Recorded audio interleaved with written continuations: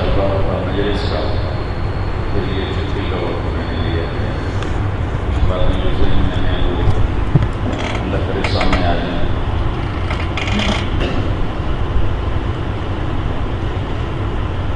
جب حالات بگڑتے ہیں تو گمراہی چھا جاتی ہے.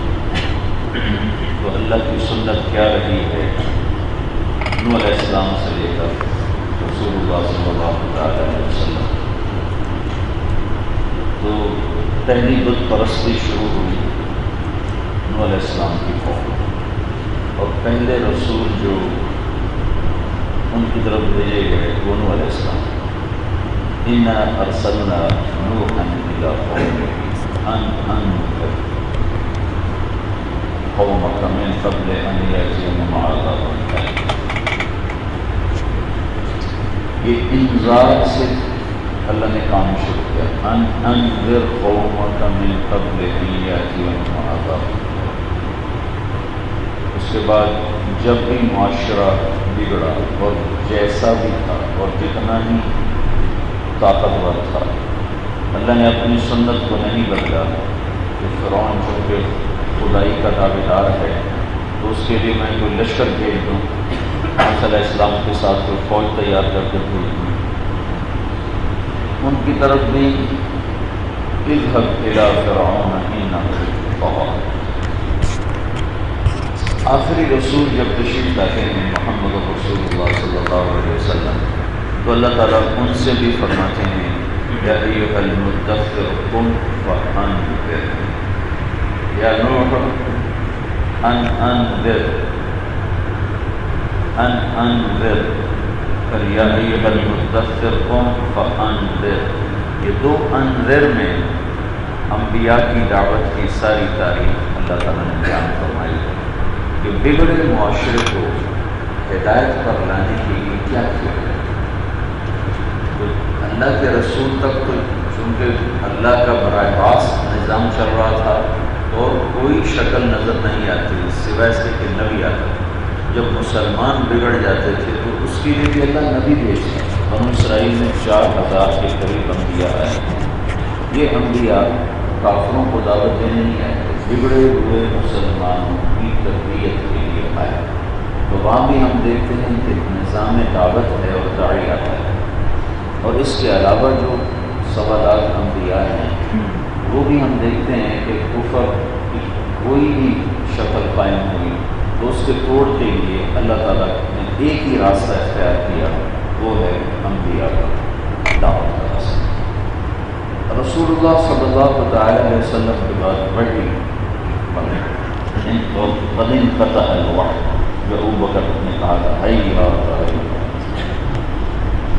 وہی بند ہو گئی. اور معاشرے میں بگاڑ ایک فطری چیز ہے. یہ ابھی میں نے کپڑے پہنے شام تک یہ میلے ہو جائیں گے. یہ کائنات کی فطرت ہے، اس دنیا کا نظام ہے کہ یہ چیزوں کو گندا کرتے ہیں، پھر ان کو صاف کرنے کے لیے ایک ساتھ نظام چلتا ہے. تو اللہ کے رسول کے بعد صحابہ صحبت یافتہ تھے تو انہوں نے دیکھا تھا اللہ کے نبی کی ترجیحات میں کیا چیز دعوت ہے. تو تمام صحابہ دعوت میں لگے. صحابہ کا علمی تعمق تابعین سے کم ہے، علمی وسعت تابعین سے کم ہے، اور پھر تبع تابعین کے مقابلے میں تابعین کا علم وسعت کے لحاظ سے کم ہے. صحابہ کا علم اجمالی ہے، تابعین کا علم وسیع ہے، پھر تبع تابعین کا اس سے وسیع ہے. لیکن جو مقام اور مرتبہ صحابہ کا ہے وہ نہ تابعی کا ہے نہ وہ تبع تابعی کا. عبداللہ بن عباس حبر الامہ ہے، لیکن وہ بدری صحابہ کے برابر نہیں ہو سکتی. بدری لا یستوی منکم من انفق من قبل الفتح وقاتل. یہ فتح مکہ پر ایمان لانے والے ہیں، فتح مکہ سے چند دن پہلے جو ہجرت کر کے راستے میں گئے. تو یہ عبداللہ بن زید کو نہیں پہنچ سکتے جن کی صرف ایک حدیث سارے ذخیرہ علم میں موجود ہے، اذان میں.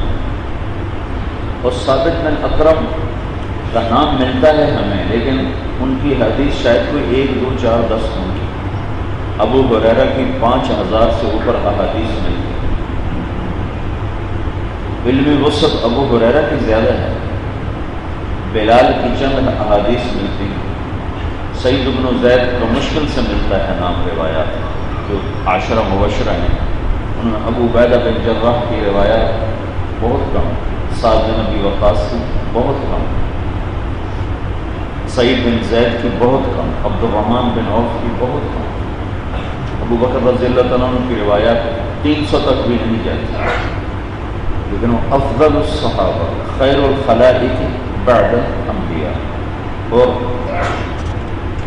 عبداللہ بن زبیر اور عبداللہ بن عباس جو 7 عبادلہ مشہور ہیں، 7 عبادلہ، ان کا علم تو ایسا پہاڑ کے اوپر رکھا جائے تو پہاڑ بھی دب جائیں، لیکن یہ بدری صحابی کے مقابلے میں بہت چھوٹے ہیں، اور صلح حدیبیہ میں شریک صحابہ کے مقابلے میں بہت چھوٹے ہیں۔ مغیرہ بن شعبہ رضی اللہ عنہ کو سیاسی سرگرمی زیادہ نظر آتی ہے، ان کی علمی سرگرمی کوئی نہیں نظر آتی، بہت کم احادیث ہیں، لیکن وہ حدیبیہ کے شریک ہیں، اور ان کے لیے لقد رضی اللہ عن المؤمنین اذ یبایعونک تحت الشجرہ، اور اللہ کے نبی نے ایک بدر والے ایک حدیبیہ والے، ان کے بارے میں خاص طور پر فرمایا، بدر والوں کے بارے میں فرمایا کہ بدر والوں کے بارے میں اللہ کہتا ہے جو مرضی کریں اللہ انہیں بخش دیا، اور حدیبیہ والوں کے بارے میں فرماتا ہے ان میں سے ایک آدمی کی جہنم میں نہیں جائے گا۔ تو صحابہ کا جو اشتغال موزم تھا وہ دعوت میں تھا۔ خالد بن ولید رضی اللہ تعالیٰ نے نماز پڑھائی، قرآن فجر کی نماز پڑھائی، کچھ کہیں سے پڑھا کچھ کہیں سے پڑھا، تھوڑا تھوڑا، تو پھر فرمایا کہ بھئی ہمیں تو جہاد نے قرآن پڑھنے سے بھی روکے رکھا، مشغول رکھا۔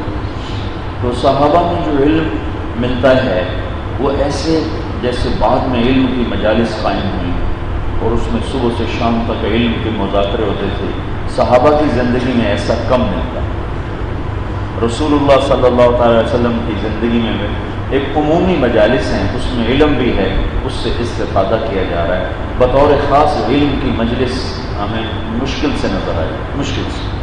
فضائل کی مجالس بکثرت، علم کی مجالس یسألونک کے اوپر پوچھا جاتا تھا، بتایا جاتا تھا، لیکن ایک وہ صحابی جس نے جس نے اس میں آخری حج میں، حج کے خطبہ میں عروہ بن مزرس الطائی کی آخری حج، عروہ بن مزرس الطائی یہ آخری حج، ان کی تو خیر اللہ کے نبی نے کیلنڈر بدل دی، سارا ترتیب بدل دی، صحابہ آ رہے تھے، مسلسل آ رہے تھے، اور ہوائی جہاز اور موٹریں نہیں تھیں، یا گدھے یا اونٹ یا گھوڑے یا پیدل، تو یہ صحابی ہیں جو نہیں پہنچے، وقوف عرفہ میں نہیں پہنچے، اور صحابہ مزدلفہ میں داخل ہوئے، یہ رات کے کسی حصے میں عرفہ میں پہنچے، رات کے کسی حصے، اور فجر کی نماز میں یہ اللہ کے نبی کے ساتھ شامل ہو گئے،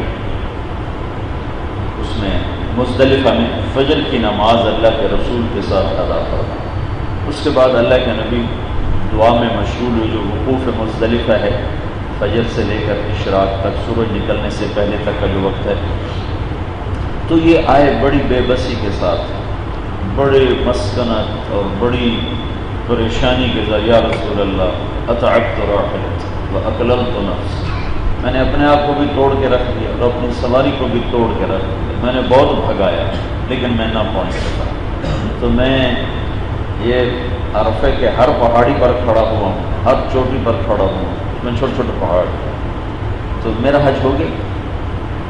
اس بے بسی سے انہوں نے کہا یہ ایک ملاقات ہے عروہ کی اور یہ آخری ملاقات ہے، اور یہ انہی لمحات کی ہے، یہ عروہ بن مدرس بھی تمام تابعین سے افضل ترین ہستی، تمام تابعین سے افضل ترین ہستی، تمام اولیاء ابدال اقطاب سے یہ افضل ترین ہستی۔ یا رسول اللہ میرا حج ہو گیا، انہوں نے ایسی بے بسی سے کہا کہ اللہ تعالیٰ کے نبی نے کیلنڈر میں تبدیلی فرمائی، تقویم میں، لیل و نہار میں تبدیلی فرمائی۔ آپ کو پتہ ہے مغرب کے بعد اگلا دن شروع ہو جاتا ہے، ٹھیک ہے، آج اتوار ہے نا، جب سورج غروب ہوگا تو پیر شروع ہوگا، اور جب رات کے 12 بجے بجیں گے تو متفق علیہ طور پر پیر شروع ہو جائے گی۔ جتنے دنیا کے کیلنڈر ہیں رات 12 بجے کے بعد اگلا دن شمار کر دیں گے، اور عربی کیلنڈر میں مغرب کے بعد 10 تاریخ شروع ہو، 9 ختم 10 شروع۔ تو اللہ کے نبی نے فرمایا جس نے ہمارے ساتھ فجر کی نماز ادا کی اور اس سے پہلے دن میں یا رات میں کسی وقت بھی عرفہ سے اس کا گزر ہو گیا اور اس کا وقوف ہو گیا تو اس کا حج ہو گیا۔ کیا کیا؟ 9 کی اپنی رات ہے، 8 کو شام کے وقت، یہ رات بھی 9 کی ہے، اور 10 کی رات ہے 9 کو شام کے وقت۔ لیکن اسلامی کیلنڈر میں 10 تاریخ ایسی ہے جس کی رات کوئی نہیں، اور 9 تاریخ ایسی ہے جس کی 2 راتیں ہیں۔ 9 کی اپنی رات بھی اپنی ہے، اور 10 تاریخ کی رات بھی 9 کی رات ہے۔ 9 تاریخ کو اللہ کے نبی نے 10 کی فجر تک پھیلا دیا، اس ایک عروہ کی دہائی پر، ہائے میرا حج ہوا کہ نہ ہوا۔ اس ایک کی توفیق اللہ تعالیٰ نے ساری امت پہ اور آنے والی نسلوں پہ کرم کیا۔ اور عروہ بن مدرس الطائي رضی اللہ تعالیٰ عنہ کہ توفیل اللہ کے نبی نے کہا اصل تو وقوف ہے مغرب تک، مغرب کے بعد تو 10 تاریخ شروع ہو گئی، اب تو حج اس کا نہیں ہے، ختم ہے، لیکن اللہ تعالیٰ کے نبی نے کہا رات میں آئے دن میں آئے، فجر کی اذان تک جو یہاں پہنچا اور فجر یہاں آ کے پڑھی تو وہ حاجی ہو گیا ہے۔ بس اس میں پھر فقہا نے کہا کہ اگر مغرب کے بعد جاتا ہے تو اس پر دم آئے گا، لیکن حاجی وہ ہو جائے۔ تو یہ ایک نام ملتا ہے ایک ملاقات میں، لیکن امام ابو حنیفہ ہوں یا امام مالک ہوں یا امام شافعی ہوں یا امام احمد بن حنبل ہوں، یہ اس عروہ کے پاسنگ نہیں پاسنگ۔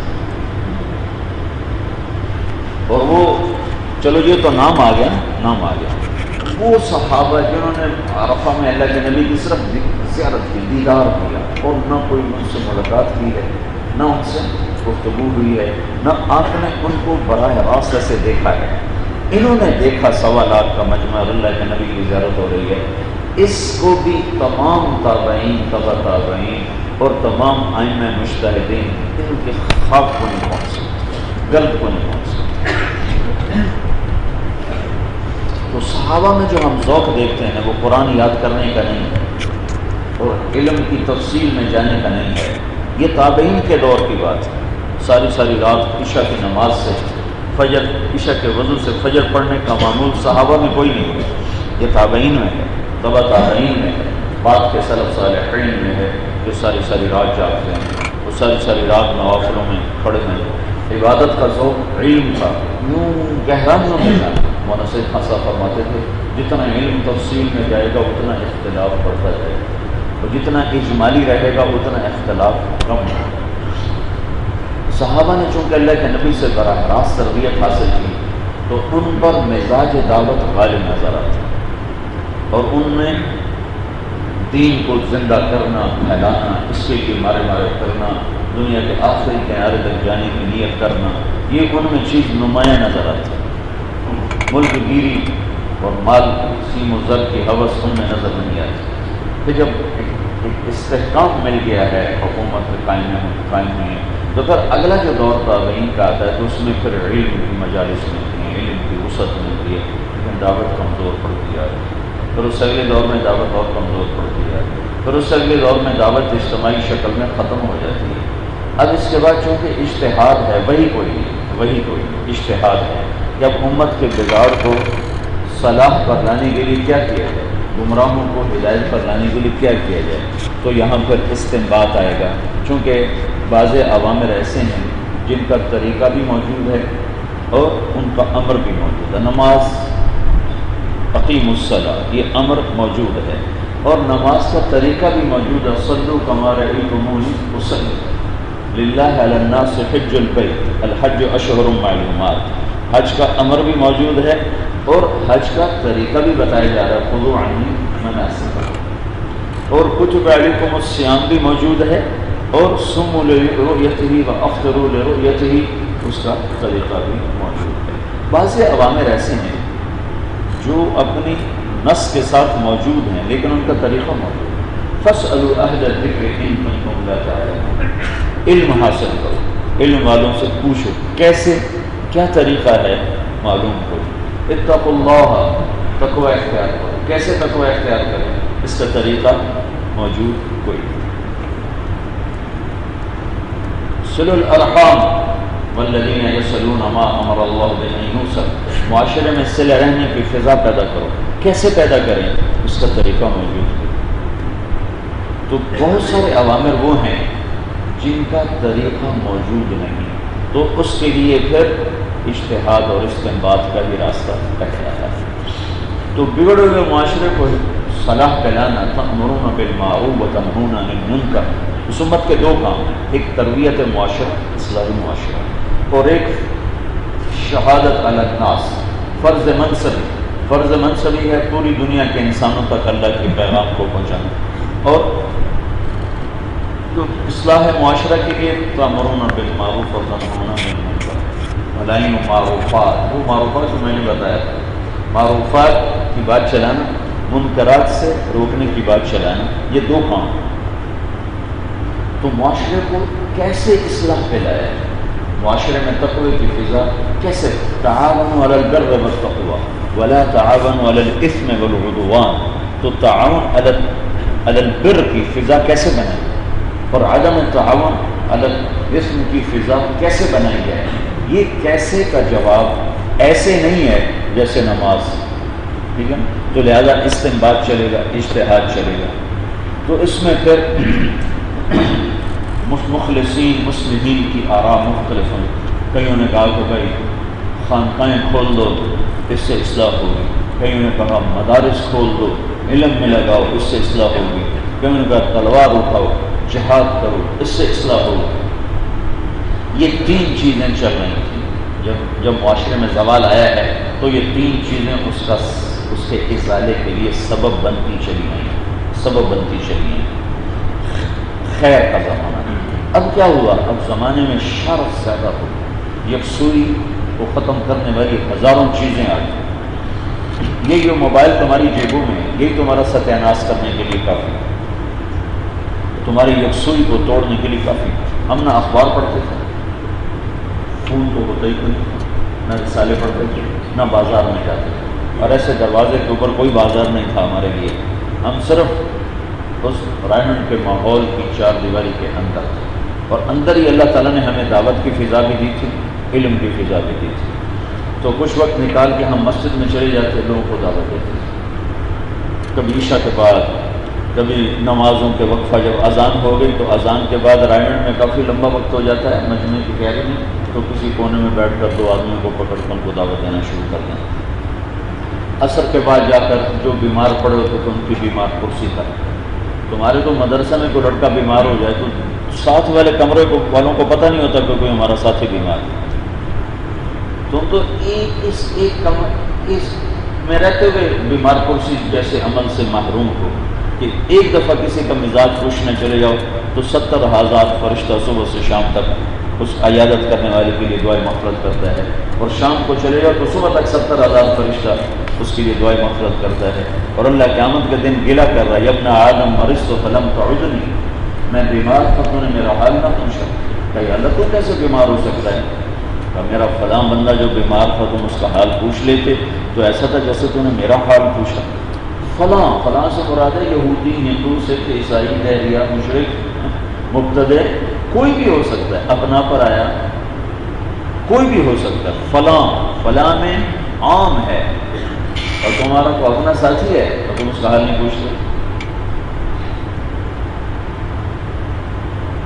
تو ہمیں نا وہاں فضا میسر تھی، ایک طرف دعوت کی فضا تھی، ایک طرف مدرسہ کی فضا تھی، تو ایک طرف خدمت کی فضا تھی۔ میں نے اتنی خدمت کی ہے رائمنڈ میں، اتنی خدمت کی ہے کہ دعوت تو حرام ہے اور اللہ کو دعویٰ ناپسند ہے، لیکن میرا گمان ہے کہ جتنا میں خدمت میں کھپا ہوں میرے دور تک کوئی لڑکا اتنا نہیں کھپا جتنا میں نے اپنے آپ کو پیسا خدمت میں، مہمانوں کی خدمت، جتنا میں نے اپنے آپ کو فنا کیا اتنا کسی نے نہیں کیا۔ تم ایسا ایک دن بھی نہیں گزار سکتے، ایک دن بھاگ جاؤ تم سارے، تو کچھ وقت نکال کے دعوت دے رہے ہیں، کچھ وقت نکال کے خدمت کر رہے ہیں، اور ایک ہے خدمت کی باری، وہ تو ہر کوئی کرتا تھا، ڈنڈا جو ہوتا تھا۔ میں خدمت کی باری کے علاوہ 100 لڑکوں کی خدمت اکیلا کرتا، جو کام 100 لڑکے کرتے تھے میں اکیلا کرتا تھا۔ 100 سے مراد ہم وہاں جتنے تھے 60-70 تھے، 40 سے شروع ہوئے تھے، جب میں فارغ ہوا تو ہم 70 تھے، تو 40 لڑکے مل کر جتنا کام کرتے تھے میں چھپ کے اکیلا اتنا کام کیا کرتا تھا، اور کسی کو میں پتہ بھی نہیں چلنے دیتا تھا کہ میں نے سارے بیت الخلاء صاف کر دیے، سارے استنجا خانے صاف کر دیے۔ جن استنجا خانوں بیت الخلاؤں کو صاف کرنے کے لیے لڑکوں کی پوری جماعت لگتی تھی، میں چپکے سے شام کو جا کر، کبھی رات کو جا کر، کبھی دوپہر میں جا کر سارے صاف کر دیتا تھا اکیلا۔ تو فضا بدل گئی، فضا اب تمہاری جیبوں میں موبائل آ گیا، باہر اخبار آ گئے، اور تم کرکٹ کے میچ سنتے، میں حیران ہوں طالب علموں کا کرکٹ کے میچ سنتے، ہمیں پتہ نہیں ہوتا ہاکی کیا ہے، کرکٹ کیا ہے، کھیل کیا ہے۔ یہ یعنی ہم اپنے کبھی بازار چلے جاتے تھے تو استغفار پڑھتے تھے کہ اللہ آج بازار آ گیا تو معاف کر، اور بازار کا کھانا کھاتے ہوئے ڈر لگتا ہے، اور یہ تمہارا جو سامنے کھلا ہے اسٹور، یہ سارا تم سے آباد ہے، تمہارے ذریعے سے اس کی ساری رونق چل رہی ہے، اور بازار کے رزق کی نحوست سے تم کیسے بچ سکتے؟ ایک رائمنڈ میں ایک نوجوان کو نا کشف شروع ہو گیا، کشف، وہ اس کو لوگوں کی شکلوں کے اصل نظر، کوئی اس کو بندر نظر آئے، کوئی اس کو ہرن نظر آئے، وہ پریشان ہو کے مولانا ظاہر شاہ صاحب رحمۃ اللہ علیہ کے پاس آیا کہ مجھے تو یہ ہو رہا ہے، تو ان کا اس کو بازار لے کر ایک کپ چائے پلا، ہوٹل سے ایک کپ چائے پلا، اس کو لے کر گئے شیخ کے ہوٹل سے، پال کے ہوٹل سے چائے پلائی، ہر شے اس کی برابر،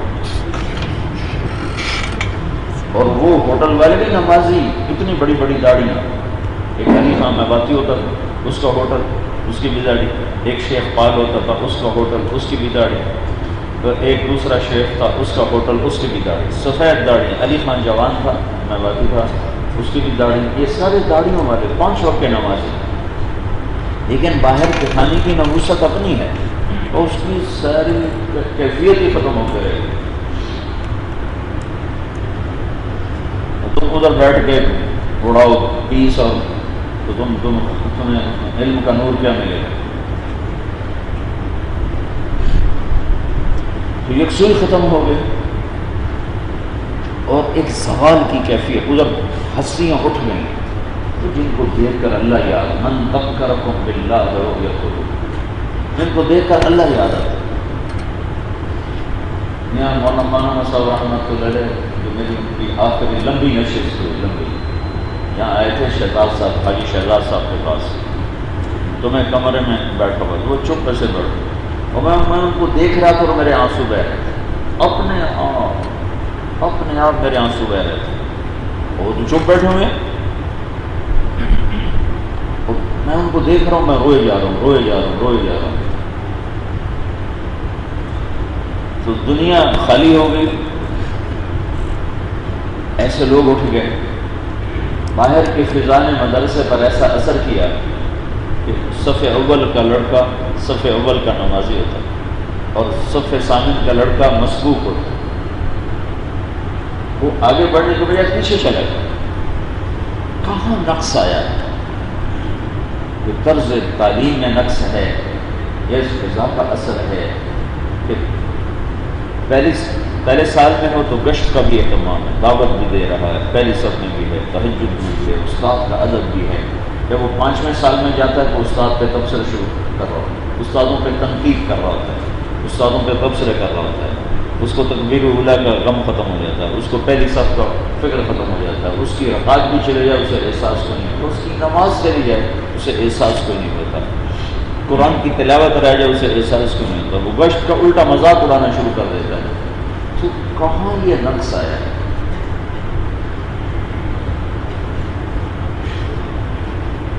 بجائے اس کے کہ تم یوں جاتے تو تمہارے جو معلومات ہیں یہ تو تمہیں اللہ کے دربار میں اونچا نہیں لے جا سکتے جب اس کے ساتھ صفات نہ ہو، کیفیات نہ ہو۔ ایک نوجوان 3 دن لگاتا ہے، اس کا جذبہ اور ہوتا ہے، پھر وہ چلہ لگاتا ہے، اس کا جذبہ اور ہوتا ہے، پھر وہ 3 چلے لگاتا ہے، اس کا جذبہ اور ہوتا ہے، پھر وہ کہتا ہے میں 7 مہینے لگاؤں، پھر وہ 7 مہینے ہو جاتا ہے، پھر کہتا ہے میں سال لگاؤں گا، پھر وہ سال ہو جاتا ہے، اگر میں ساری زندگی اب لگا، پھر وہ ساری زندگی لگا لیتا ہے۔ وہاں یوں گراف جاتا ہے ایسے ایسے، اور تمہارے یوں آتا ہے ایسے ایسے ایسے۔ تو مدارس، خانقاہیں اور واعظین، ناصحین، یہ ایک بہت بڑی سد سکندری رہی ہے کفر کو روکنے کے لیے اور ماحول کی بقا کے لیے۔ یہ جو طریقے ہیں یہ دین کی حفاظت کے لیے ہیں، دین کو پھیلانے کے لیے نہیں ہیں۔ یہ دین کی حفاظت کے لیے ہیں، دین کو پھیلانے کے لیے نہیں ہیں۔ دین کو پھیلانے کے لیے آدم سے لے کر آج تک دعوت کی سبب، دعوت کے بغیر دین نہیں آتا ہے، دعوت کے بغیر دین نہیں پھیلتا، دعوت کے بغیر غیروں میں استعداد نہیں پیدا ہوتی، دعوت کے بغیر نئی قومیں اسلام میں نہیں داخل ہوتی۔ تو چونکہ ہمیں اچھی فضا ملی تھی، اس کے باوجود میں تمہیں کہتا ہوں کہ میں 4 سال کے بعد میں نے مولانا نظر الرحمان صاحب سے کہا کہ سارے جذبے ٹھنڈے پڑ گئے۔ حالانکہ اتنی مشقت میں آج میں روز کپڑے بدلتا ہوں، میں جون کے مہینے میں 2 ہفتے کپڑے نہیں بدلے، 2 ہفتے کپڑے نہیں بدلے، ابھی بدلتا ہوں۔ جون رائمنڈ کی جھلسا دینے والی، جلا دینے والی گرمی، تپا ہوا فرش پہ چل چل کے ہمارے پاؤں بالکل گرمی سردی سے بے نیاز ہو گئے تھے۔ میں بھی آ کے لڑکے بھاگ کے دری بچھانے لگے۔ تمہیں یاد ہے ایک دور تھا کہ رائمنڈ کا سارا فرش سردیوں میں شدید ٹھنڈا، گرمیوں میں شدید گرم، اس پہ آرام سے جا رہے تھے، پاؤں پھٹے ہوئے، ایڑیوں میں اتنے بڑے بڑے سوراخ ہوتے تھے، کوئی پرواہ نہیں۔ اتنی مشقت کے باوجود جذبے سرد پڑ گئے۔ تو جب براہ راست وہی نہیں ہے اور امر کا طریقہ بھی موجود نہیں ہے، صرف امر موجود ہے، طریقہ موجود نہیں ہے، تو استنباط چل، اجتہاد چل۔ خانقاہیں استنباط کا نتیجہ ہے، مدارس استنباط و اجتہاد کا نتیجہ ہے، جہادی تحریکیں استنباط و اجتہاد کا نتیجہ ہے۔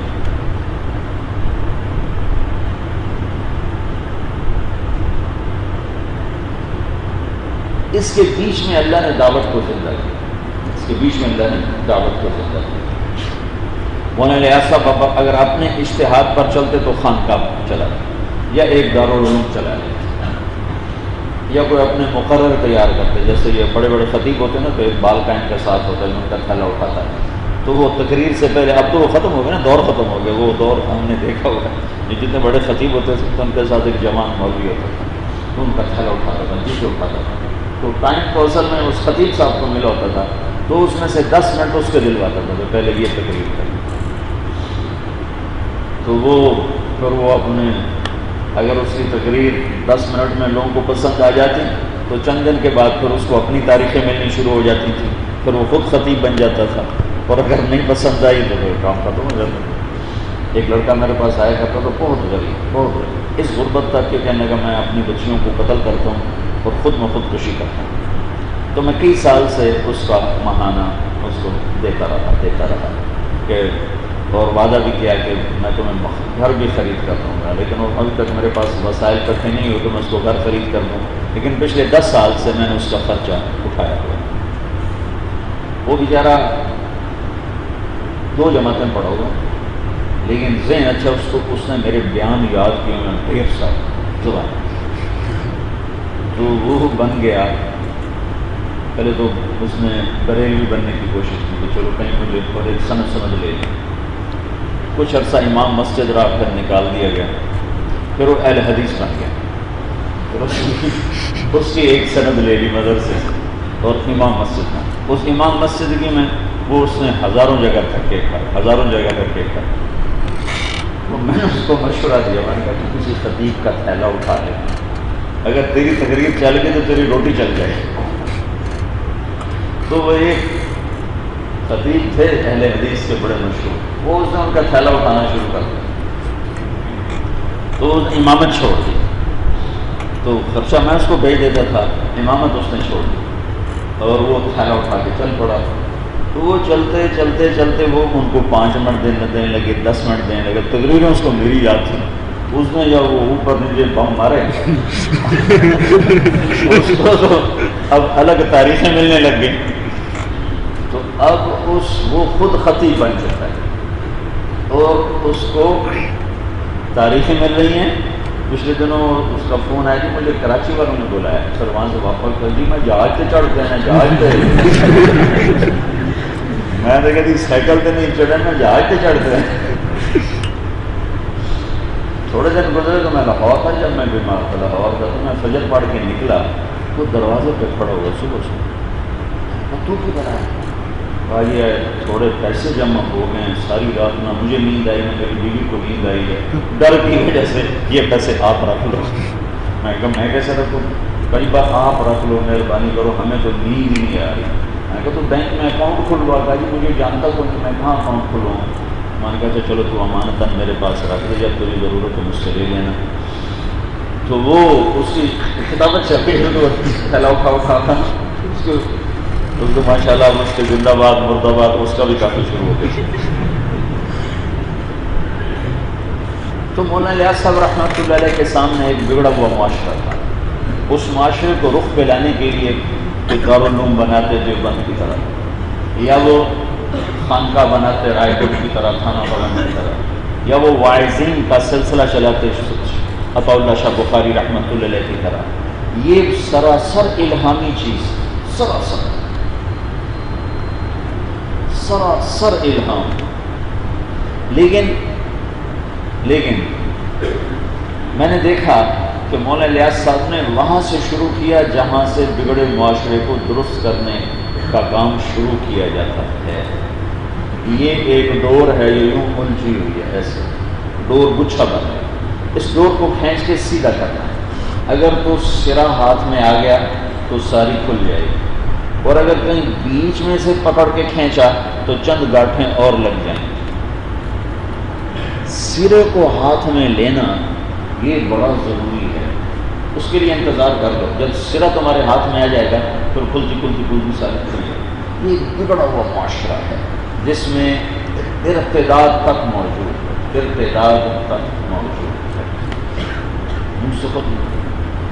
نوجوان بس یہ ہم اللہ کو نہیں مانتے، ہم ایتھیسٹ.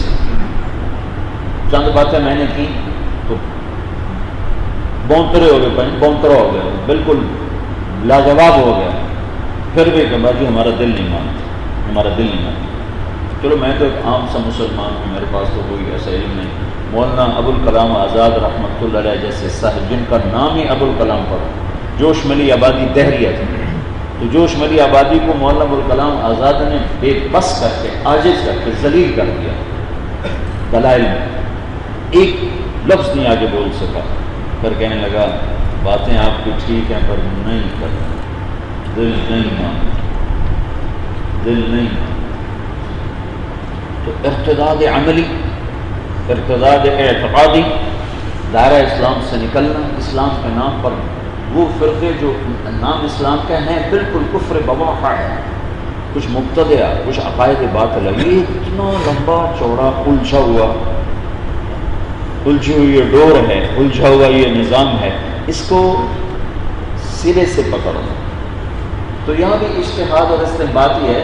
یہ میں نے کوئی اپنے بڑوں سے سنی ہوئی بات نہیں ہے، خود جو میں دیکھ کے تمہیں بتا رہا ہوں کہ ایک آیت ہمیں بتاتی ہے اور ایک حدیث ہمیں بتاتی ہے کہ کام کہاں سے شروع کرنا چاہیے جس سے راہیں کھل جائیں. تو ایک آیت ہے یا ایھا المدثر قم فانذر وربک فکبر وثیابک فطہر والرجز فاہجر ولا تمنن تستکثر ولربک فاصبر. یہ ایک بیج ہے جس میں سارا کھیت چھپا ہوا ہے، یہ ایک گٹھلی ہے جس میں سارا باغ چھپا ہوا ہے. کہ کام اگر شروع کرنا ہے تو یہاں سے شروع کرو. اور مدثر کا مطلب جب میں نے دیکھا لسان العرب میں تو پھر مجھے پورا شرح صدر ہو گیا کہ یہی نقطہ ابتدا ہے۔ پہلے بھی بتا چکا ہوں، مدثر اس پرندے کو کہتے ہیں جو گھونسلہ بناتا ہے، تدثیر گھونسلہ بنانے کے عمل کو کہتے ہیں، اور مدثر کا ایک مطلب وہ پرندہ جو گھونسلہ بنا، چاہے وہ کوا ہو، چاہے وہ فاختہ ہو، چاہے وہ طوطا ہو، چاہے وہ مینا ہو، چاہے وہ عقاب ہو، جب وہ گھونسلہ بنا رہا ہے تو اس اثناء میں اس کا نام مدثر ہے۔ تو عقاب کیا کرتا ہے، طوطا کیا کرتا ہے، کوا کیا کرتا ہے، تنکا تنکا چاروں طرف سے اکٹھا کر، اسے ایک جگہ کہیں نہیں، وہ گشت کرتا ہے، گشت کرتا ہے، پھر ایک ایک تنکا لاتا ہے اور اس کو جمع کرتا ہے، اسے جمع کرتا ہے، اسے جمع کرتا ہے، پھر اس کو جوڑتا ہے، پھر اس سے وہ گھر بناتا ہے۔ اس کو کہتے ہیں مدثر۔ 571 عیسوی میں ہمارے نبی پیدا ہوئے، 571 سال ہو چکے ہیں، کوئی نبی نہیں آیا۔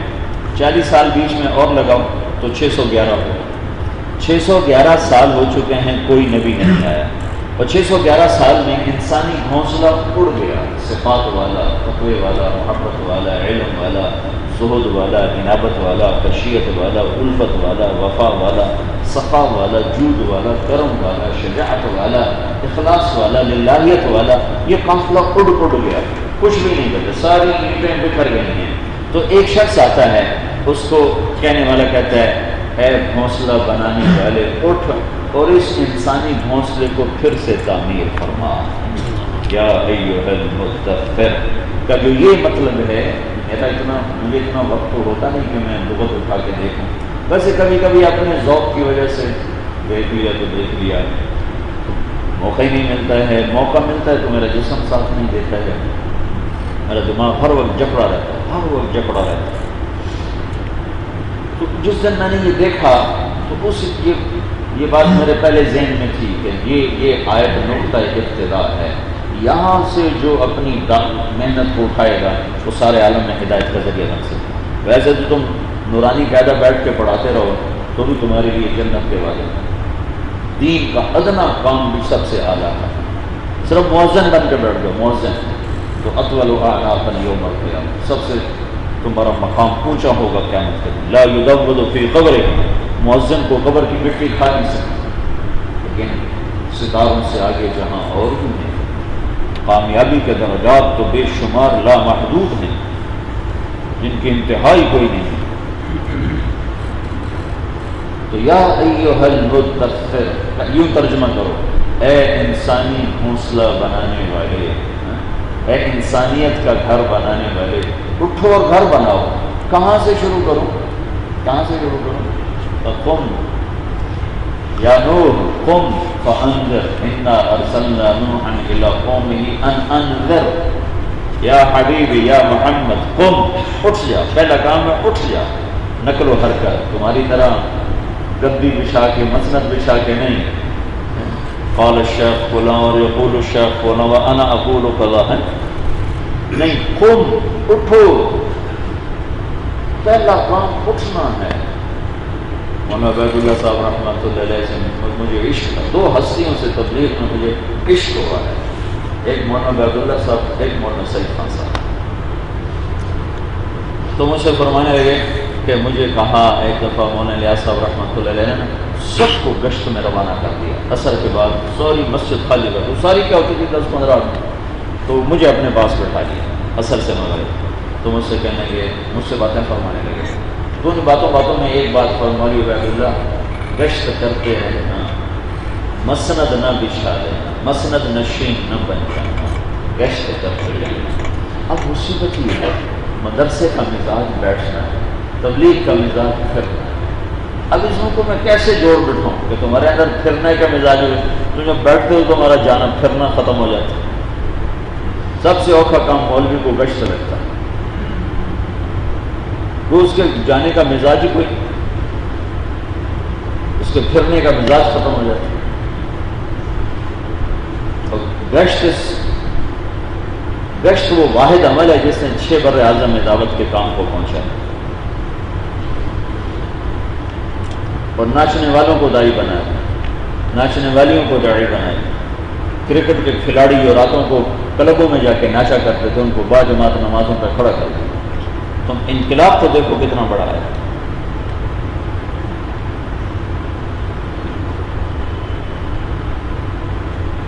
وہ پی سی گور بند میں انہوں نے میرا بیان رکھا، بہت سے تاجر کرتے تھے، تو میں نے ان سے کہا کہ دیکھو لوگ کہتے ہیں تبلیغ کے کام پہ کیا اثر ہے، کیا آؤٹ پٹ ہے. یہ میوات کے جھونپڑوں سے چلا اور چلتے چلتے پی سی گور بند میں پہنچا ہوا ہے، یہ اس کے ظاہر اثرات ہمیں نظر آ رہے ہیں. تو یا ایھا المدثر، حوصلہ بنانے والے اٹھو. کہاں سے کام شروع کرو؟ انذار، قم فانذر وربک فکبر. اللہ کی ہیبت، عظمت، جلائی، کبریائی، جلال، جبروت دلوں میں اتارو. وربک فکبر، اور کسی کی عظمت دل میں آنے نہ دو، نہ اپنے نہ غیروں کو. وربک، اور صرف اپنے رب کی کبریائی کو بول. کبریائی صرف اللہ کو بولو، اللہ کو. تو لوگوں کے دل دہل جائیں.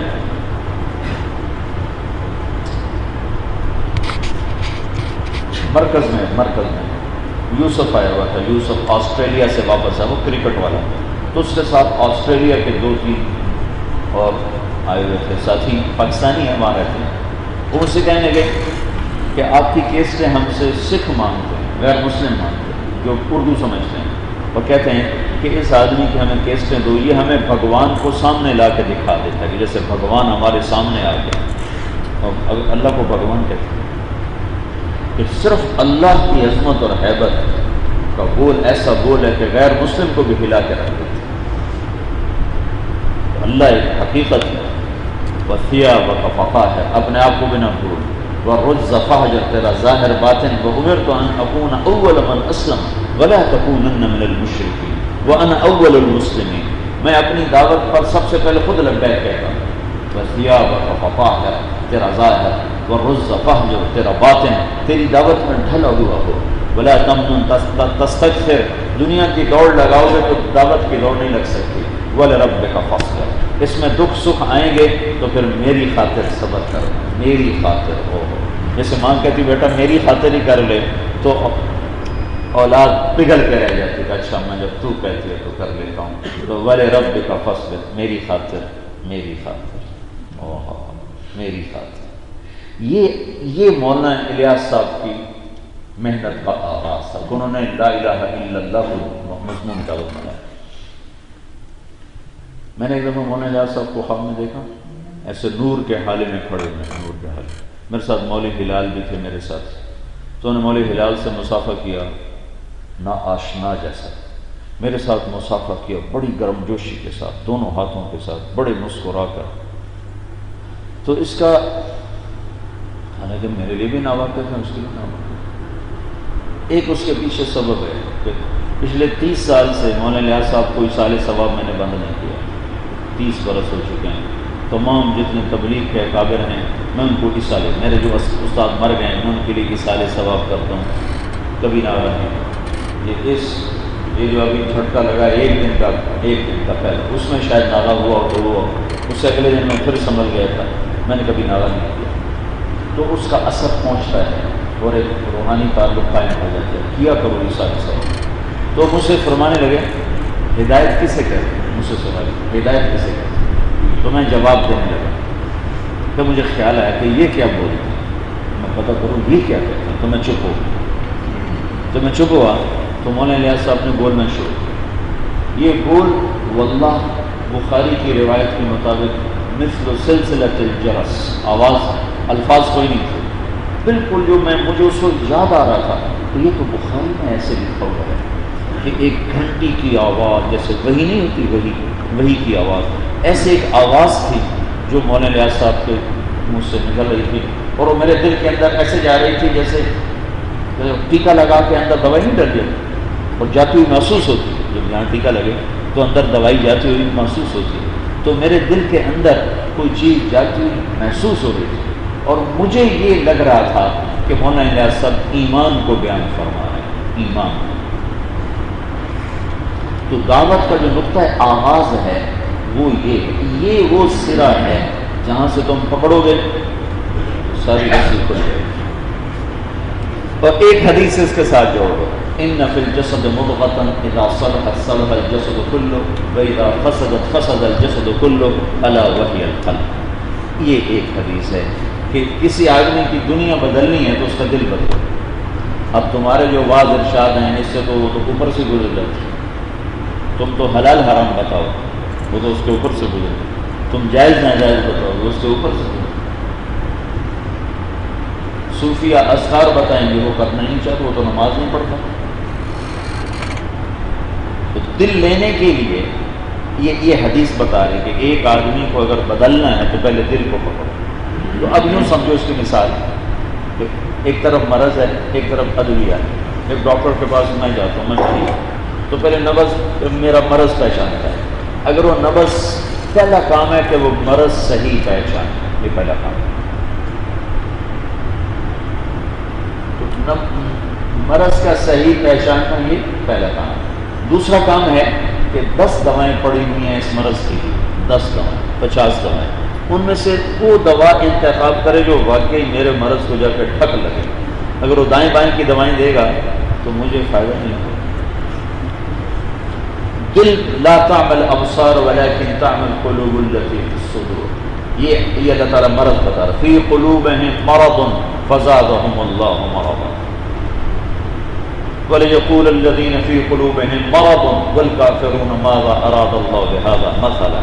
تو دل مریض ہوا تو نظریں زنا کرنے لگی, کان زنا کرنے لگے, اور شہوت زنا پہ چل پڑی, ہاتھ ظلم پہ چل پڑا, قدم بدماشی کو چل پڑا, خیالات تصورات میں نافرمانی رچ بس گئے. بگاڑ کہاں ہے؟ دل صحیح ہوا تو نظریں بھی جھک گئیں, کان بھی درست, زبان بھی درست, ہاتھ بھی درست, دل بھی درست, بدن بھی درست.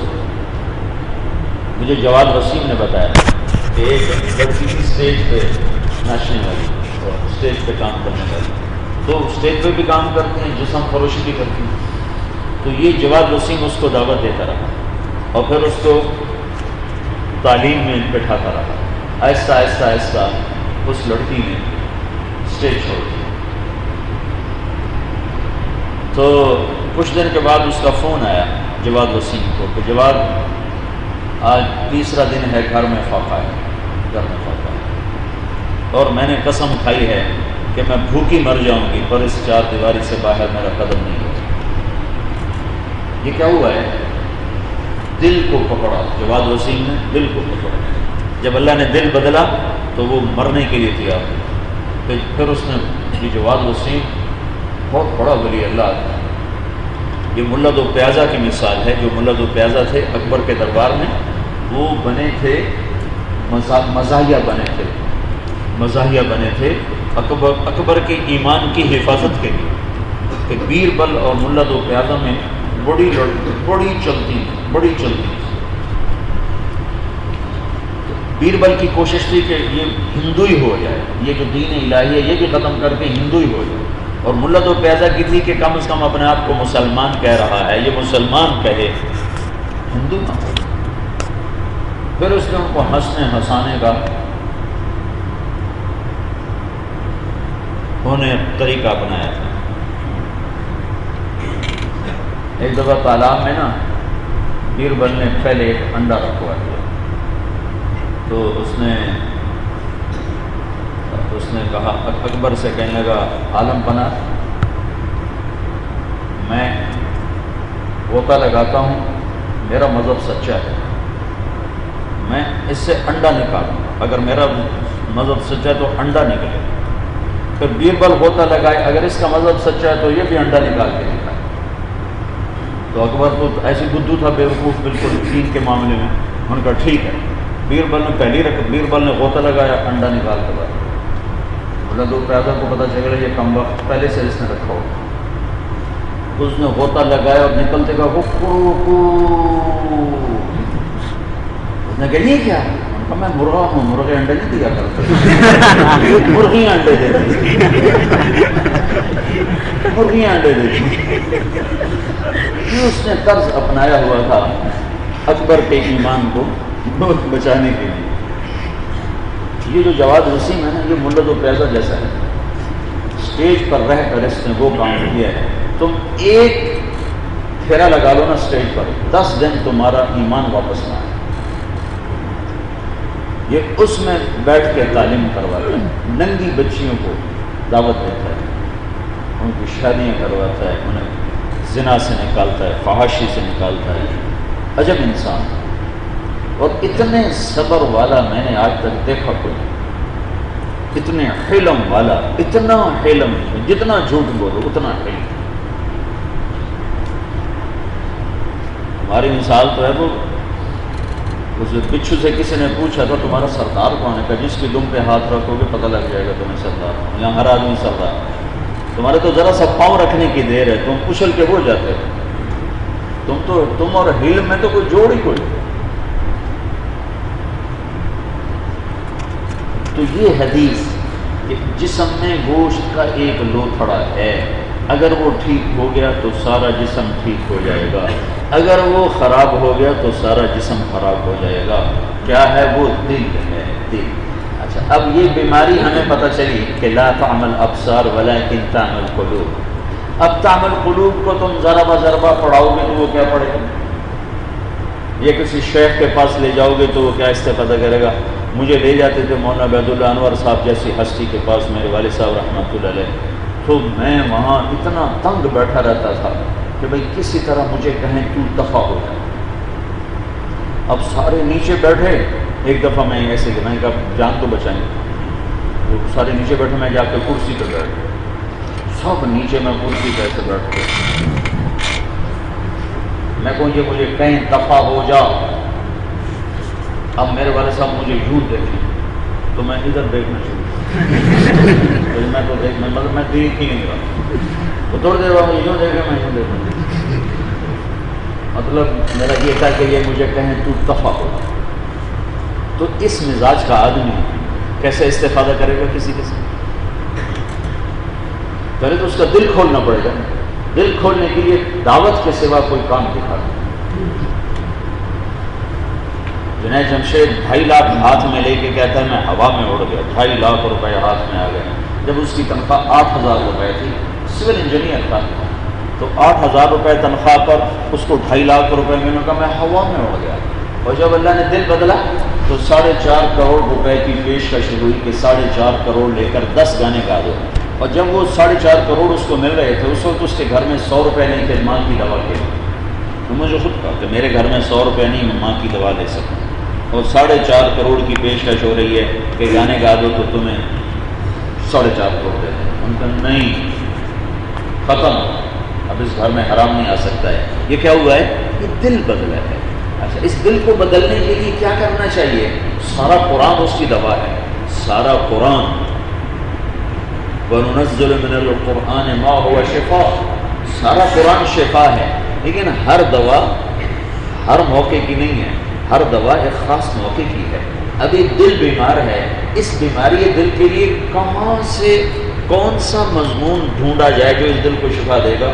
تو سورہ بقرہ یہاں کام نہیں دے گی، ابھی سورہ آل عمران ابھی کام نہیں دے گی، سورہ نساء ابھی کام نہیں دے گی، سورہ مائدہ ابھی کام نہیں دے گی، کہ یہ تو مدنی سورت ہے۔ یہ یا ایھا المدثر سے کام کرنا پڑے گا کہ اس دل میں اللہ کو اتارا جائے، اس میں اللہ کی محبت کو اتارا جائے، اللہ کی حیبت کو اتارا جائے۔ وہ کیسے کرتی ہے؟ مانوی چیزوں کے تذکروں سے چیز زندہ ہوتی ہے۔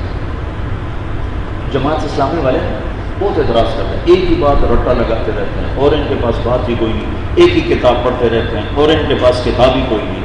کہ تبلیغ کا موضوع کثرت علم نہیں ہے، تبلیغ کا موضوع تاثر علم ہے، علم کا تاثر قائم کرنا، اور تاثر کے لیے اسی چیز کو رٹنا پڑتا ہے، اسی چیز کو رٹنا پڑتا ہے، اسی چیز کو بار بار کہتے کہتے کہتے تاثر قائم ہو جائے۔ میں نے تمہیں بتایا کہ مجھے اٹیک ہوا تو اس جملے نے مجھے سہارا دیا، اور مخلوق سے اللہ کے بغیر کچھ نہ ہونے کے لیے۔ تم جو مولوی ہیں تم کہتے رٹے رٹائے جملے بولتے ہیں، رٹے رٹائے، ہم تو کوئی اور بدیع الزمان بن کے دکھائیں، تو بدیع الزمان بننے سے کام نہیں بنتا ہے، وہ جملے جو دل کے تالے کھولے انہیں سے ہی کام بنتا ہے۔ قرآن ایک ہی نص ہے، ایک ہی نص ہے نا، قرآن بخاری کی ایک ہی نص ہے، پچھلے 1400 سال سے وہی پڑھی پڑھائی جا رہی ہے، اسی کو بولا بلوایا جا رہا ہے۔ نئی سے نئی چیز کے ذریعے سے علمی ذوق پیدا ہوتا ہے، علمی، جیسے تمہارا ہوتا ہے ہر روز نئی چیز ملے، ہر روز نئی چیز ملے، اور ایک چیز کو دہرانے سے ایمان پیدا ہوتا ہے، ایمان۔ ایک اور مثال ہو، صوفیاء میں کہتے ہیں بھئی آپ 2000 دفعہ اللہ اللہ اللہ اللہ کا ذکر کریں، یہاں بھی تو ایک ہی چیز کا رکھا ہے، 10,000 دفعہ اللہ اللہ اللہ اللہ کریں، اور یہ 10,000 سے 24,000 تک جاتا ہے کہ دن میں 24,000 دفعہ اللہ اللہ اللہ اللہ اللہ کریں۔ تو یہ کیا کہہ رہے ہیں؟ شروع میں کتنا بے کیف ہوتا ہے وہ اللہ اللہ، اور بعد میں کتنی اس میں حلاوت اور مٹھاس ہوتی ہے کہ چپ رہنے کو جی نہیں چاہتے، دل کی دھڑکنیں اللہ اللہ کہنا شروع کر دیتی ہیں۔ ایک ہی چیز کو بار بار کہا ہے، بار بار کہا ہے، بار بار کہا ہے۔ اسی مضمون کو مولانا الیاس صاحب نے دعوت کے عنوان میں پھیلا دیا کہ بس اللہ ہی اللہ کو۔ تو تبلیغ کا موضوع علم نہیں ہے، تبلیغ کا موضوع ایمان ہے، اور ایمان کی باتیں بار بار سننے سنانے سے آتی ہیں۔ اس لیے تم لوگوں کے لیے سب سے بڑا مجاہدہ ہے تبلیغ میں، یہ سال جانے والے چلے جانے والے، کہ ایک ہی بات کو سننا ہے، ایک ہی بات کو سننا ہے۔ اگر تم دھیان سے سنو گے، مجھے اللہ کی قسم تمہیں ہر دفعہ پورا نفع ہوگا۔ قرآن کو دھیان سے اگر تم پڑھو، ہر دفعہ ایمان تازہ ہوتا ہے کہ نہیں ہوتا؟ ہر دفعہ آنسو بہتے ہیں کہ نہیں ہوتے؟ ہم غافلوں کی طرح پڑھو تو پھر تو الگ مسئلہ ہے، لیکن تم قرآن کو 10 لاکھ دفعہ بھی پڑھو، اور پڑھو تم توجہ سے، تو ہر دفعہ تمہارے اندر میں ہلچل پیدا ہو جاتی ہے۔ تو دل کی بیماری کا علاج ہے ربک فکبر، ربک فکبر، اللہ سب کچھ کرتا ہے، اللہ سے ہونے کا یقین، مخلوق سے اللہ کے بغیر کچھ نہ ہونے کا یقین ہمارے دل میں آ جائے۔ یہ جملے دیکھنے میں بڑے سادہ ہیں، لیکن یہ اندر میں ہلچل پیدا کر دیتے ہیں۔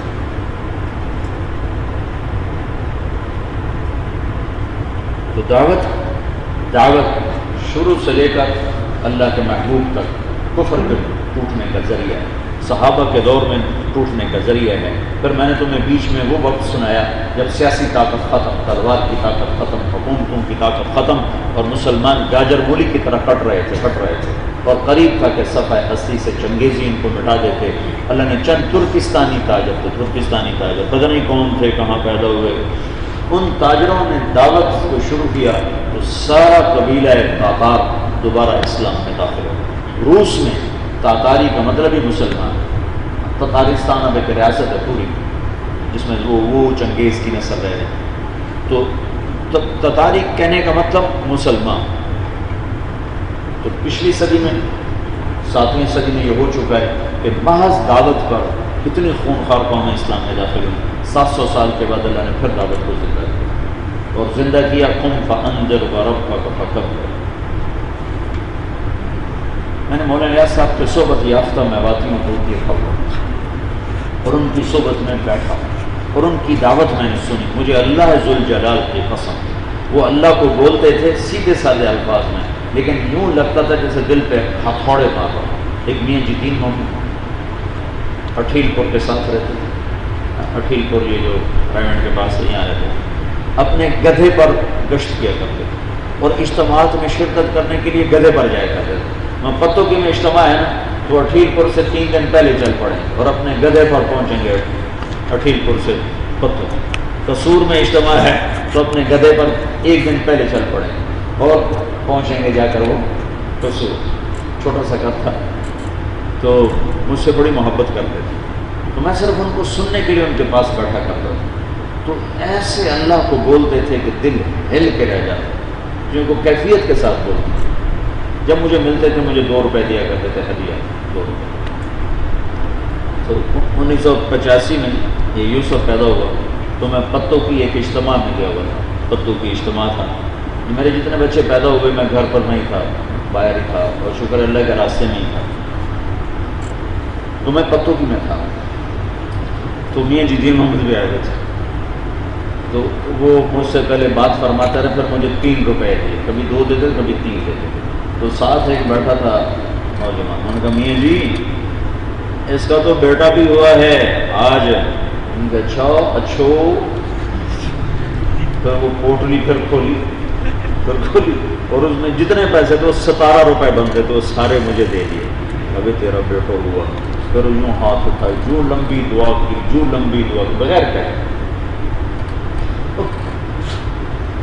ایسے سفر جو کرنا ہوتا تھا تو سالن میں سے بوٹیاں اٹھا کے جیب میں ڈالے، میں نے اپنے آنکھوں سے دیکھا، روٹیاں جھاڑ کے جیب میں ڈالے اور ایک روٹی بھی ڈالے، نہیں لیا کیا ہو گئی، کھانا بھی جا رہا ہوں اپنے ساتھ، کھانا راستے میں بھوک لگی بھی تو کھاؤں گا، تو بوٹیاں جیب میں، روٹی بھی جیب میں، جہاں بھوک کھوتے پر تو سفر کرتے بس پر نہیں جاتے، تو جہاں بھوک لگی وہاں بوٹی نکالی، روٹی نکالی، کھا کے اوپر سے پانی پہ چل پڑے۔ ایک میاں جی دین محمد تھے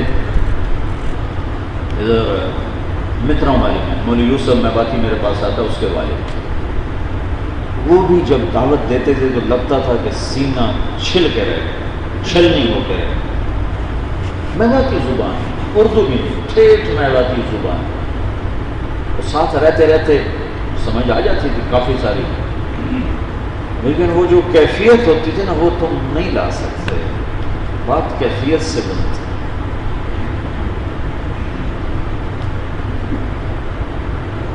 تو نقطہ ابتدا جو تبلیغ کا ہے، جہاں سے ساری ڈور کھل جائے، ایسے کھل جائے، وہ ہے قم فانذر وربک فکبر، اور یہاں سے مولانا علیہ السلام کا پہلا نمبر بولو ہے لا الہ الا اللہ، اللہ سے۔ مولانا یوسف صاحب فرماتے تھے نمبر تو دو ہیں، ایک کلمہ اور ایک نماز۔ علم نماز کی شکل کو بنانے کے لیے، ذکر اس میں کیفیت پیدا کرنے کے لیے، اخلاق اس کی حفاظت کے لیے ہیں، اور اخلاص اس کی قبولیت کے لیے ہے، اور تبلیغ اس کو پھیلانے کے لیے، کہ ہم صرف اپنی کلمہ نماز کے لیے نہیں ہیں کہ اپنے بیٹھ کے کرتے رہیں، سلوک کی منزلیں طے کرتے رہیں، ہم سارے عالم کے لیے، خنجر لگے کسی کو تڑپتے ہیں ہم امیر، سارے جہاں کا درد ہمارے جگر میں، تڑپ ہوتی ہے جو ہدایت کے نظام پیدا کرتی ہے۔ میاں چنو اور خانے وال میں جتنا تبلیغ کا کام ہے، دو غریب آدمی، ان پڑھ آدمی، نہ دنیا پڑھے تھے نہ دین پڑھے تھے، اور آج جتنے ماں بڑے بڑے مرکز بن چکے ہیں، اور جتنی ماں جماعتوں کی نقل و برکت، اس میں سے دو ان پڑھ، ایک قاضی مسعود میاں چنو کے، مشکل سے 4-5 جماعتیں پڑھ گئی، اور اللہ تعالیٰ نے ایسا ان سے کام لیا، ایسا کام لیا۔ تو میرے عزیزو، اللہ نے مولانا الیاس صاحب پر اس کام کا الہام کیا، الہام، یہ الہامی چیز ہے، یہ اجتہادی چیز نہیں ہے کہ آج کچھ ہے کل کچھ ہے۔ مولانا الیاس صاحب نے فرمایا کہ میں نے اللہ سے 3 دعائیں کی تھیں، وہ قبول ہو چکی، ایک یہ کہ اللہ تعالیٰ اس کام کو ہدایت پہ ختم فرمائے گا، اس سے پہلے ختم نہیں ہو سکتا۔ دوسرا یہ کہ اس میں کوئی تبدیلی نہیں آ سکتی، جو اس میں تبدیلی کرنے کی کوشش کرے گا وہ خود ہٹ جائے گا، اس کام میں تبدیلی نہیں آ سکتی۔ تیسرا جو جان بوجھ کے مخالفت کرے گا اللہ اس کو ٹکڑے ٹکڑے کر دے گا۔ مولانا الیاس صاحب کے بعد کام کھلا مولانا یوسف صاحب رحمۃ اللہ علیہ، نسبت منتقل ہوئی، نسبت، اللہ کو منظور تھا کہ کام لینا ہے، کام لینا ہے، تو نسبت منتقل ہوئی، اچانک اللہ کی طرف سے انتخاب ہوا۔ مولانا علی میاں رحمۃ اللہ علیہ، مولانا منظور نعمانی رحمۃ اللہ علیہ کے سامنے مولانا یوسف صاحب بچے تھے، بچے، اگرچہ عمروں کا اتنا فرق نہیں تھا لیکن علمی لحاظ سے یہ دونوں ہمالیہ پہاڑ تھے، ہمالیہ، اور مولانا یوسف صاحب سرگودے کا پہاڑ تھے، اتنا فرق تھا علم کا۔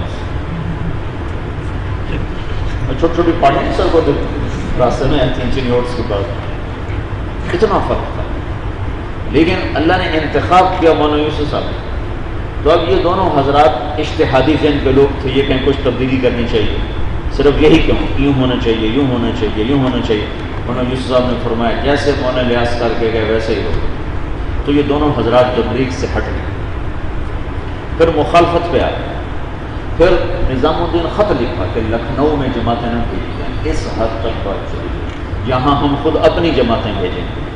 چند سال کے بعد ان کی جماعتیں فیل ہو گئی، ان کا نظام فیل ہو گیا، اور مولانا یوسف صاحب کی بات سارے عالم میں چلی۔ مولانا عبد الباری ندوی پھر ایک دن کہنے لگے، یہ انہیں کے ساتھ تھے، مولانا منظور نعمانی صاحب سے، یہ کیا بات ہے، ہماری بات نہیں چلتی، مولانا یوسف کی بات چلتی۔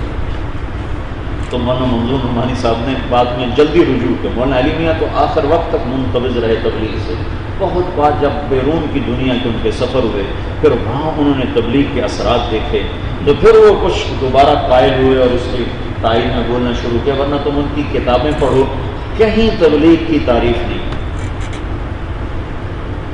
کہیں تبلیغ کی تعریف. ایک انقباض اجتہادی شان تھی تو مولانا یوسف صاحب نے اسے ہٹنے سے انکار کر دیا. مولانا منظور نعمانی جلدی واپس آئے اور فرمایا کہ بھائی ہم نے مولوی یوسف کا ساتھ نہ دیا، حالانکہ اس وقت ہمیں اس کا ساتھ دینا چاہیے تھا. تو مولانا منظور نعمانی سے مولانا عبدالباری ندوی کہنے لگے ہماری بات نہیں چل رہی، مولوی یوسف کی بات چل رہی ہے. تو مولانا منظور نعمانی نے فرمایا مولوی یوسف صاحب حال ہیں، ہم صاحب قال ہیں، اور حال پھیلتا ہے، قال نہیں پھیلتا.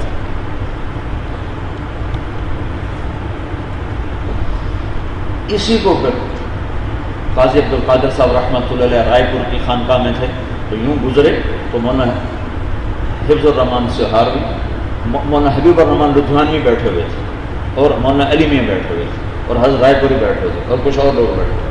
تو مولانا حبیب الرحمان لدھیانوی کہنے لگے حضرت مولانا رائے پوری سے کہ میں تو سمجھتا تھا میرے اور حفظ الرحمان میں اختلافات ہیں، مجھے تو اب پتہ چلا کہ مولانا علی میاں اور مولوی یوسف میں بھی اختلافات ہیں. تو قاضی صاحب جا رہے تھے، واپس آ گئے، کہنے لگے ہاں حضرت جو مولوی یوسف تبلیغ کو سمجھا ہے وہ کوئی بھی نہیں سمجھا. تو مولانا رائے پور نے کہا اچھا حضرت قاضی صاحب کوئی بھی نہیں سمجھا؟ ہاں حضرت کوئی بھی نہیں سمجھا. تو مولانا علی میاں کہنے لگے میرے بارے میں تو مولانا الیاس صاحب نے کہا تھا کہ یہ میرے کام کو سمجھ گیا.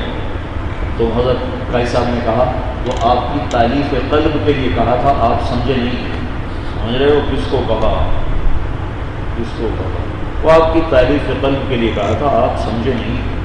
تو مولانا علی میں پر ناگواری آ گئی، اور حضرت رائے پور رحمۃ اللہ بھی پریشان ہو گئے، یہ کیا کہہ رہے.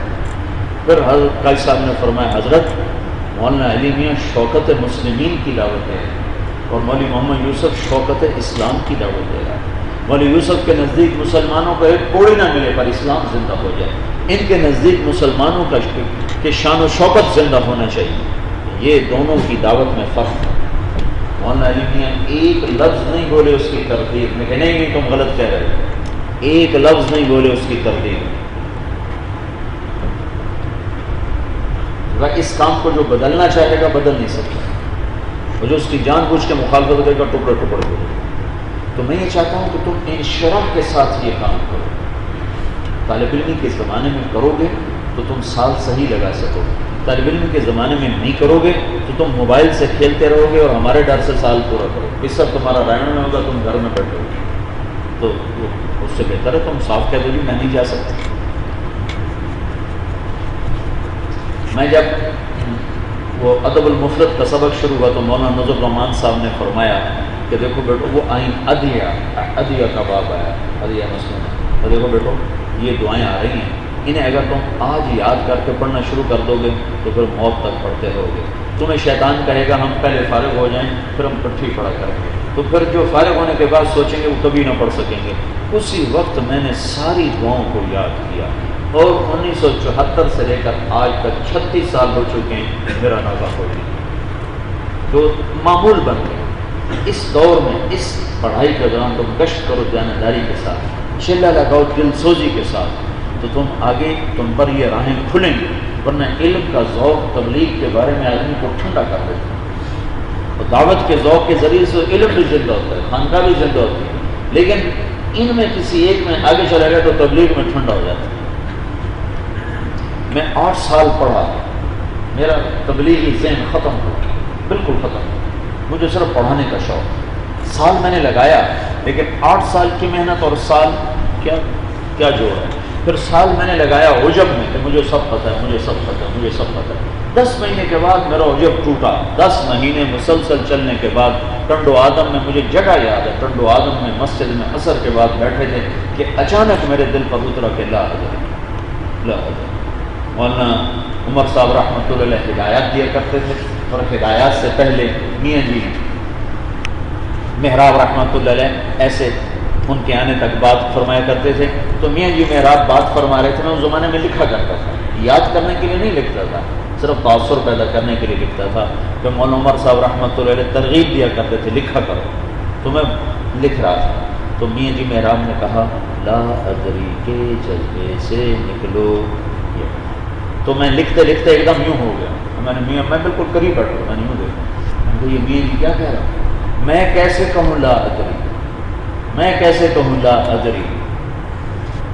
اس تاثر، یہ میری پرائیویٹ کے اجتماع سے میرا سال شروع ہو رہا ہے، ایک ہفتہ پہلے میری تشکیل ہوئی، ہفتہ بعد اجتماع تھا، اور میں یہ لکھ رہا ہوں، اور میں یہ کہہ رہا ہوں میں تو یہ نہیں کہہ سکتا لا ادری، لیکن ٹھیک 10 مہینے کے بعد، عصر کے بعد، ٹنڈو آدم میں ایک مسجد میں بیٹھے بیٹھے میرے دل پر اترا لا ادری، کم وقت تو نے 10 مہینے برباد کر دیے اس عجب میں کہ تجھے بہت پتہ ہے، تجھے آتا ہے۔ کاش یہ جذبہ میرا اس وقت بن جاتا جب میاں جی محراب نے فرمایا تھا کہو لا ادری، اور میں اس وقت نہ کہہ سکا، میں نے 10 مہینے ضائع کر دیے۔ میرا ذوق تبلیغی نہیں تھا، میں عبدالعال صاحب کو دعائیں دیتا ہوں، یہ بہت بڑا سرمایہ ہے پوری امت کے لیے، صرف میرے لیے نہیں، صرف تبلیغ والوں کے لیے، پوری امت کے لیے ایسے لوگ صدیوں میں پیدا ہوتے، حالانکہ مجھے سب سے زیادہ انہوں نے رگڑا دیا ہے، لیکن میں نے جس کو بڑا بنایا پھر اس کے عیب نہیں دیکھے، اس پر تنقید نہیں کی، اس کی کمیاں نہیں ڈھونڈی، سال ہر سال عبدالعال صاحب مجھ سے یوں مسافہ کرتے، منہ ادھر ہوتا تھا مسافہ ادھر ہوتا، اور اگر میں بیٹھا ہوں تو کہتے چل مجھے چل کے جا کے عمل میں شریک ہو جائے، تم سے ایک دفعہ میں یوں مسافہ کروں تم اتنے شکایت کے دفتر بنا دیتے، ہو مولوی صاحب کو یہ تو اخلاق ہی اچھے ہیں، یہ تو ہمارے ساتھ سیدھے منہ باتیں نہیں ہوتی، جسے بڑا بناؤ اس کے عیب نہ دیکھو ورنہ محرومی کا راستہ کھل جائے۔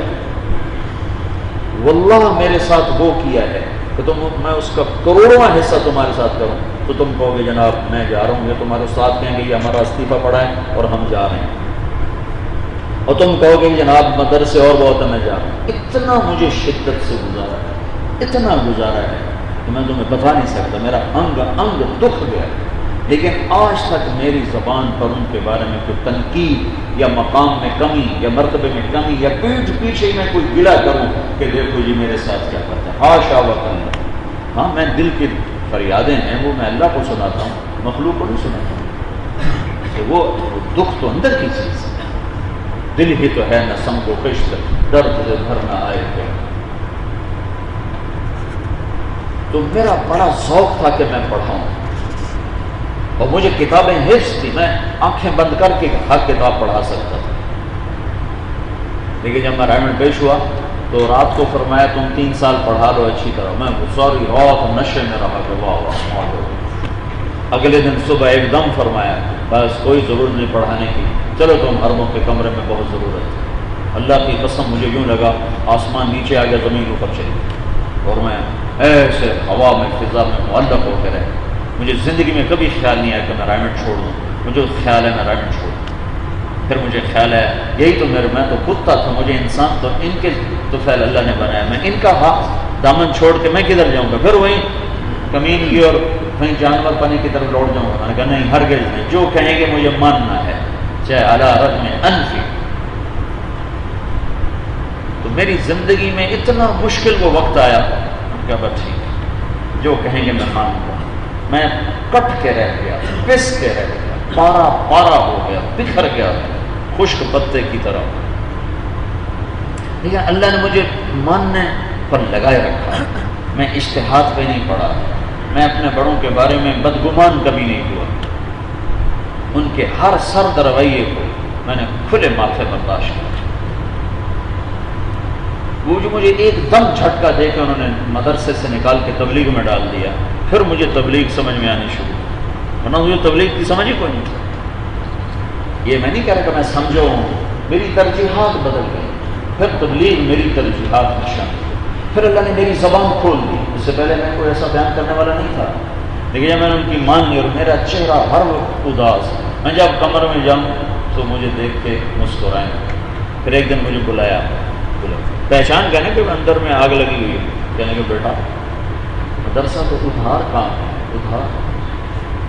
آج ایک لڑکا داخل ہوا ہے، 8 سال پتہ نہیں تمہارے پاس پڑھتا بھی ہے کہ نہیں پڑھتا، اور 8 سال کے بعد پتہ نہیں تو آگے دین کا کام کرتا ہے کہ نہیں کرتا ہے، ایم اے بی اے کر کے کسی کالج میں چلا جائے تو پھر دکاندار بن جائے تو پھر اور تبلیغ تو نقد کام ہے. ادھر تم کسی کو تیار کرتے ہو، ادھر وہ اللہ کی راہ میں جاتا ہے، تو نقد دین شروع ہوگا، نقد وصولی شروع ہوگی. میں وہ بات تو بڑی تھی. خیر بہرحال دکھ تو دکھ تھا، لیکن میں جب تبلیغ کی ترجیحات میرے اندر اس وقت قائم ہوئی جب میں نے مدرسہ چھوڑا. پہلا 1 سال میں نے بڑے دکھ میں گزارا، پھر اللہ نے میرا سینہ کھول دیا اور تبلیغ کی ترجیحات پر خود بخود اللہ کے فضل سے قائم ہوا. تو اس دور میں یہ جو تمہارا گشت ہے، یہ شب جمعہ کا جانا ہے، یہ چلہ لگانا ہے، جب یہ سال کے لیے بچے جا رہے ہیں، یہ اپنی تم تربیت کے کام سمجھو گے جو بہت بہت اللہ کے خزانے سے پاؤ. ہمارے دھکے سے کرو گے، وہاں جا کے اخبار پڑھنے بیٹھ جاؤ، وہاں جا کے چائے پینے بیٹھ جاؤ، تو ہم نے کون سا کوئی مسیطر یا وکیل یا جبار تمہارے پر مقرر کیا ہے؟ تمہارے رب کا معاملہ ہے، جو کرے گا پائے گا، جو نہیں کرے گا پاؤں پہ کلاڑی مارے گا. تو تبلیغ کو شرح صدر کے ساتھ کرو. سارے عالم کے انسانوں کی ہدایت کا یہ سبب ہے، تمام طبقات کے امت کے اٹھ جانے کا یہ سبب ہے. چلو آخری گھنٹہ سبق پڑھ